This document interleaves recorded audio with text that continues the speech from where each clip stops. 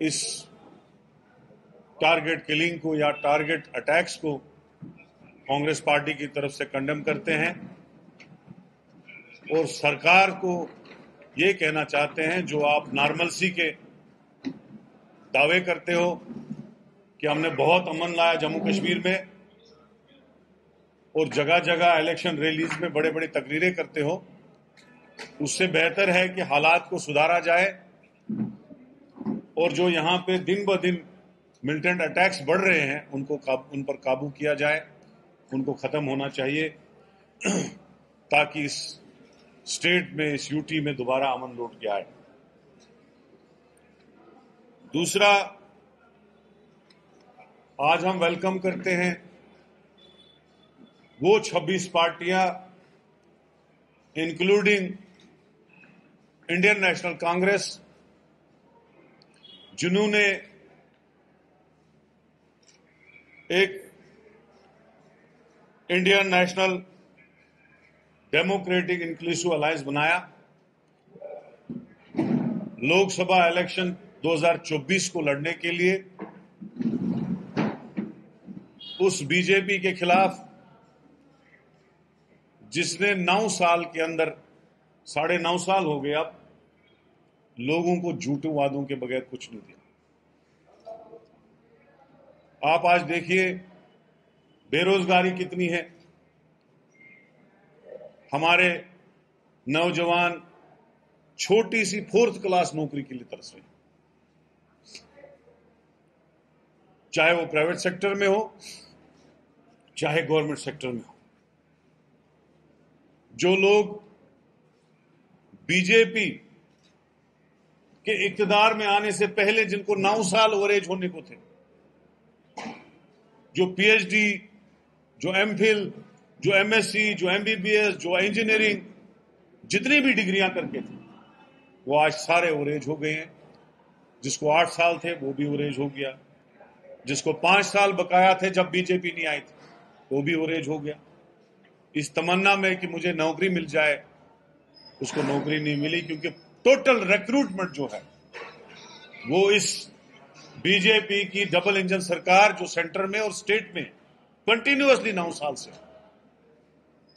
वो मिली नहीं और लोग जो है ओवरेज हो गए। और इतनी बेरोजगारी बढ़ी कि अगर आप स्टेट में देखेंगे कि लाखों, 30-40 लाख से ज्यादा लोग जो हैं पढ़े लिखे इस वक्त गांव में, शहर में बेरोजगारी की जिंदगी गुजार रहे हैं, गरीबी की जिंदगी गुजार रहे हैं। शादियां लोग करते कैसे करेंगे जब बेरोजगारी है, कैसे करेंगे? तो यह बहुत बड़ा मामला है इस वक्त। इन्हीं चीजों को, महंगाई की हालात जो इस वक्त है, टमाटर के रेट देखो आप 2-2 छू रहे हैं, अदरक के रेट देखो आप, पेट्रोल डीजल के रेट देखो आप, लोग कितना परेशान है इस महंगाई के दौर में। तो इसलिए लोग हिंदुस्तान के चाहते हैं कि चेंज हो और एक अच्छी सरकार आए जो लोगों को रोजगार दे, जो लोगों को महंगाई से राहत दे, जो लोगों को सुकून की जिंदगी मिले, बिजनेस बढ़े, लोग खुशहाली की तरफ आए, तरक्की की तरफ आए। क्योंकि इस सरकार ने खुशहाली, चैन, सुकून सब कुछ लोगों का छीन लिया। खाली एक चीज, ये वाली जो मोदी की और आरएसएस की जो सरकार है, 5 साल कुछ नहीं करना, 5 साल के बाद हिंदू मुसलमान पोलराइजेशन करनी और अपना उल्लू सीधा करना। लेकिन लोगों को पता चल चुका है कि इनके हथकंडे क्या हैं, वो इनके हथकंडों से खबरदार हो चुके हैं। दूसरा, यहां पे और भी कुछ इश्यूज हैं जो हमने आपके सामने रखने हैं। लोकल बॉडीज और पंचायतों के इलेक्शन के टाइम जो है पूरा हो रहा है। कांग्रेस पार्टी चाहती है कि जो राजीव गांधी जी का ख्वाब था 73 अमेंडमेंट, 74 अमेंडमेंट, वो फुली यहां पे लागू हो। और इलेक्शन से पहले जो म्युनिसिपैलिटी के वार्ड है, कुछ जगहों पे शहर बहुत बड़ा हो गया है, वहां पे वार्ड्स बढ़ाने की जरूरत है। कुछ जगहों पे वार्ड छोटे बड़े हैं, उनको ठीक करने की जरूरत है। इसी तरीके से पंचायतें, कुछ पंचायतों में, मैं अपनी कॉन्स्टिट्यूंसी की बात करूंगा, 3-3, 3,500 हजार वोट है, और कुछ पंचायतों में 800-800 वोट है, 700-700 वोट। उनमें भी डिलिमिटेशन करने की जरूरत है और उसके बाद सरकार जो है इलेक्शन में जाए, ये हमारी कांग्रेस पार्टी की तरफ से डिमांड है। इसके साथ साथ आपने देखा कि किस तरीके से आज लोगों को परेशान किया जा रहा है। प्रॉपर्टी टैक्स गवर्नर इंतजामिया ने अपने काउंसिल में, एडमिनिस्ट्रेटिव काउंसिल में अप्रूव किया। उसके बाद जो जम्मू में म्युनिसिपल कॉर्पोरेशन बना है बीजेपी का, उन्होंने अप्रूव किया। खाली बिले लोगों को इसलिए नहीं भेज रहे हैं कि वो सोच रहे हैं एक बार इलेक्शन हो जाए उसके बाद हम प्रॉपर्टी टैक्सेस की बिलें भेजना शुरू करें। इसी तरीके से स्मार्ट मीटर लग गए, प्रीपेड स्मार्ट मीटर। ठीक है, आप किसी अमीर आदमी को लगाइए, जो भर सकता है बिल उसको लगाइए, लेकिन गरीबों को इतनी बर्बादी कर दिया आपने। किसी बेचारे का बिल शाम को खत्म हो जाएगा, नहीं पैसे होंगे, महीना महीना उसका बिजली बंद रहेगा। अरे मैं भी बिजली मिनिस्टर रहा हूं। हमारी जब यूपीए सरकार थी, यहां सरकार थी, हम 2,500 करोड़ रुपए, 2500 करोड़ रुपए जो है डेफिसिट डालते थे बिजली में, ताकि लोगों को सस्ती बिजली मिले, गरीबों को बिजली मिले। लेकिन आपने जुल्म शुरू कर दिया। कौन आदमी आपको 5-5, 6-6, 7-7 हजार की बिजली की बिल भरेगा? और ये मैं आपको कहना चाहता हूं कि अगर कांग्रेस की सरकार आती, हम उन बिजली के मीटरों को हर घर से दफा कर देंगे। हम नहीं चाहते हैं कि गरीबों के ऊपर यह जुल्म हो जाए। लोग परेशान हैं। श्रीनगर में देखो कितनी एजिटेशन हो रही है, जम्मू में देखो। क्या जम्मू वालों ने आपको हर सीट पे असेंबली में भी जिताया, पार्लियामेंट में भी जिताया, कारपोरेशन में भी जिताया? क्या यही सिला आप उनको दे रहे हो कि पहले प्रॉपर्टी टैक्स लगा रहे हो, फिर मीटर भी लगा रहे हो, ओल्ड एज पेंशन खत्म कर रहे हो, राशन खत्म कर रहे हो? क्या यही सवाब पुण्य का काम भी जम्मू वालों ने किया था कि आपको हर इलेक्शन जिताया और आप उनको उल्टा जो है खत्म करने की कोशिश कर रहे हो, गरीबों को उड़ाने की कोशिश कर रहे हो, खत्म करने की कोशिश कर रहे हो? और कंडम हम करते हैं। और कांग्रेस पार्टी जगह जगह एजिटेशन और प्रोग्राम करेगी इनके खिलाफ, जो इन्होंने जुल्म गरीब लोगों के खिलाफ किया। शराब की दुकानें, अरे नहीं चाहते हैं लोग अपने एरिया में शराब की दुकान। होते कौन हो तुम जबरदस्ती ठोसने वाले? अभी सुप्रीम कोर्ट में लोग धरने पे बैठे हैं, जबरदस्ती शराब की दुकान खोली गई। लोगों से पूछो, अगर लोग हक में हैं तो छोड़ो।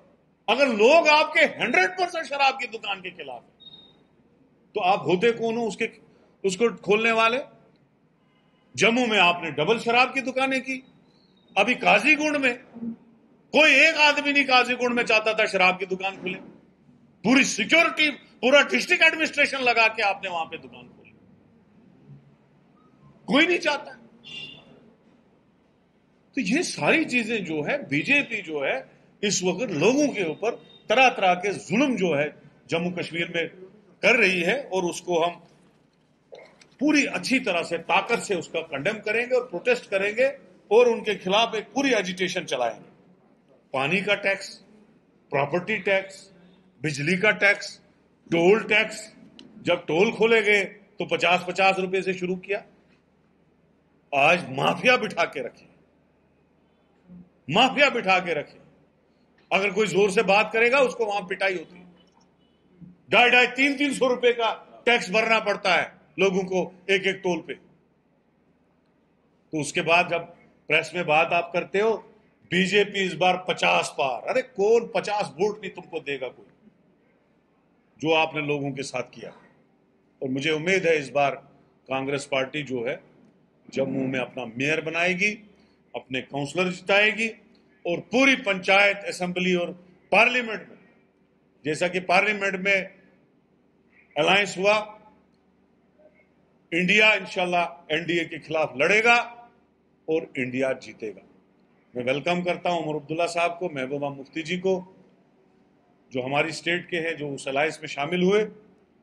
और आगे हम पूरी ताकत से पार्लियामेंट इलेक्शन भी लड़ेंगे, असेंबली भी लड़ेंगे, पंचायत भी लड़ेंगे और म्युनिसिपलिटी भी लड़ेंगे, इस गरीब विरोधी सरकार को उखाड़ के फेंकने में एक अहम भूमिका निभाएंगे।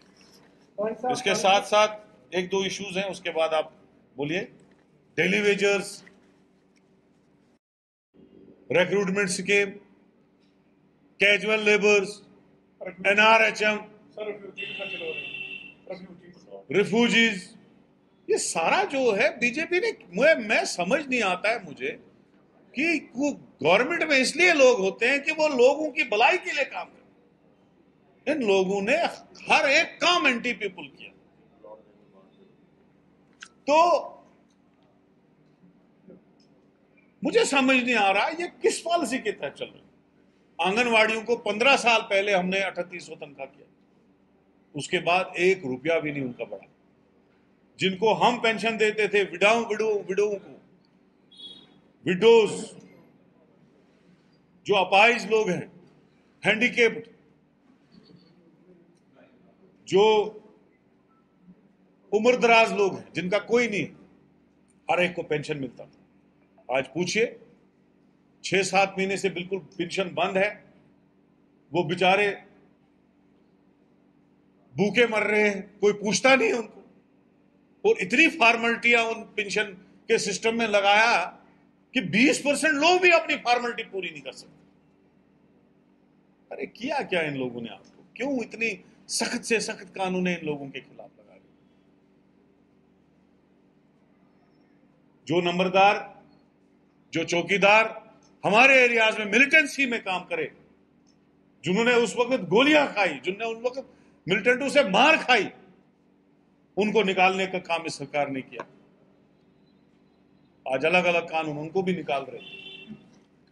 आपको मैं सैकड़ों के लोगों के नाम दूंगा जिनको इस सरकार ने नंबरदारी से निकाला, चौकीदारी से निकाला। ये सारी चीजें जो है हम यहां पे आज बताना चाहते हैं। तो प्लाट्स की बात है, पहले हमने रोशनी एक्ट दिया था लोगों को, इन्होंने रोशनी एक्ट खत्म किया। अब कह रहे हैं प्लाट देंगे।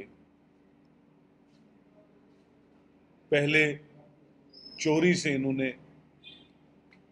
अभी पंचायत के इलेक्शनों में बोल रहे हैं अपने मुलाजमों को कि जो बाहर से है उसका वोट दर्ज करो। और पता नहीं कितने लोगों के इनने वोट भी दर्ज किए, डोमिसाइलें भी बनाई। और अब जब प्लाट की बारी आएगी, हम इस चीज को कहना चाहते हैं सरकार से कि आप प्लाट दीजिए, गरीबों को दीजिए। कांग्रेस पार्टी उसमें आपका वेलकम करेगी, लेकिन कम से कम जो पुरानी स्टेट सब्जेक्ट थी उसके हिसाब से दे दीजिएगा। हमें पूरा खदशा क्या है, पूरा शक है कि आप नॉन लोकल्स को यहां प्लाट देने की कोशिश करोगे। जो 2 लाख की बात हुई, आप कितनी भी क्लियरिफिकेशन दो, झूठ बोलना तो आपकी आदत है। वो झूठ आपने लोगों को बताया, लेकिन पूरा मैं वसूख से कहूंगा कि यहां पे नॉन लोकल्स को प्लाट देने की कोशिश की जाए। तो ये सारी चीजें हमने आज आपके सामने रखी। कांग्रेस पार्टी डिस्ट्रिक्ट्स में, ब्लॉक्स में और स्टेट हेडक्वार्टरों पे इन सभी चीजों के लिए आने वाले दिनों में एजिटेशन करेगी और ये सारे इश्यूज आप लोगों के सामने हम रखेंगे और इस सरकार को पूरा घेरने की कोशिश करेंगे। और जो आने वाले इलेक्शन है उसकी पूरी तैयारी करेंगे। और लोगों को बता रहे हैं हम कि अगर कांग्रेस आती है, आपके घर के सामने स्मार्ट मीटर नहीं होगा, आपको कोई प्रॉपर्टी टैक्स नहीं लगेगा। अगर म्युनिसिपल कॉर्पोरेशन जम्मू में कांग्रेस आती है तो सबसे पहला रेजोल्यूशन हमारा यह होगा कि जैसे 1947 से लेकर आज तक कोई प्रॉपर्टी टैक्स जम्मू और कश्मीर के लोगों को नहीं लगता था, आज के बाद भी नहीं लगेगा। ये हम उनको वसूख से कहते हैं। ये सारे इश्यूज जो हैं हम लोगों में लेके जाएंगे और दम से इलेक्शन लड़ेंगे। इन्हीं अल्फाज से मैं आपसे इजाजत लेता हूं। तब की बात है, तब हम बात करेंगे। अभी ऑनरेबल सुप्रीम कोर्ट में उसका केस है, हियरिंग चल रही है। जो जजमेंट आएगी उसका हम वेलकम करेंगे, क्योंकि हम नेशनल पार्टी है। नेशनल पार्टी इंडियन कॉन्स्टिट्यूशन, मतलब कल मानसून सत्र शुरू होने जा रहा है, वो हमारी जो पार्लियामेंट की कमेटी है उन्होंने प्रेस कॉन्फ्रेंस दी होगी, आप उसको कवर कीजिएगा। वही घेरेंगे। ना मैं एमपी हूँ, ना रमन बल्ला साहब है, ना हमारे भगवान जी हैं। हमें पूरा यकीन है राहुल गांधी जी पे ऊपर फर्जी केस लगाया गया है। सुप्रीम कोर्ट पे हमें पूरा भरोसा है कि वो उसको इंसाफ देगी, जरूर देगी।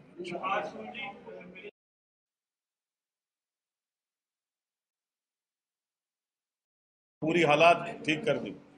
उसके बाद आपने देखा रजौरी में 10 फौजी जवान हमारे मरे। टारगेट किलिंग्स कंटिन्यूअसली जारी।